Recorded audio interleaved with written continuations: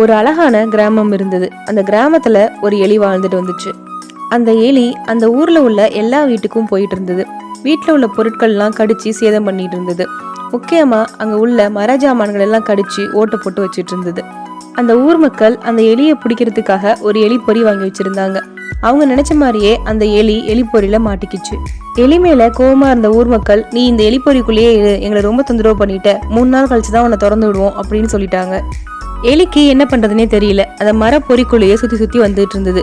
ரொம்ப பயமாவும் பதட்டமாவும் இருந்தது. இவ்வளவு நாள் வெளியில இருந்த போது மர பொருட்களை எல்லாத்தையும் சேதம் பண்ணிட்டு இருந்தது. இப்ப இந்த எலி அடைச்சு வைக்கப்பட்டிருந்த கூண்டு கூட மரம் தான். ஆனா இப்ப அந்த எலியால ஒண்ணுமே செய்ய முடியல. பயமும் பதட்டமும் அதை எதுவுமே செய்ய விடாம பண்ணிடுச்சு. நம்மள பல பேர் அப்படிதான். ஏதாவது ஒரு பிரச்சனை வந்துருச்சுன்னா அந்த பிரச்சனையில இருந்து எப்படி மீண்டு வருது அப்படின்னு தெரியாம பயமும் பதட்டத்தோடையும் இருப்போம். ஒரு 5 நிமிஷம் நிதானமா உட்காந்து யோசிச்சோம் அப்படின்னா கண்டிப்பா அந்த பிரச்சனையோட